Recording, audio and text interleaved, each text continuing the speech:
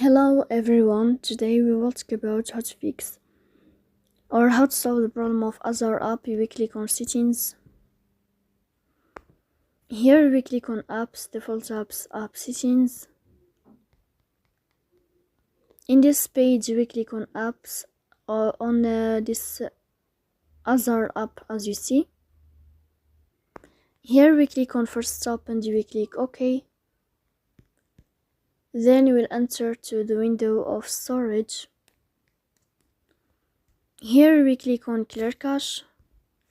Then you will turn on your airplane mode and you will turn off your airplane mode again.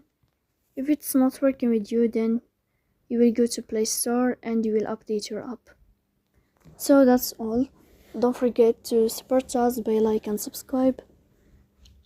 See you next time in another video. And thank you for your watching and your attention.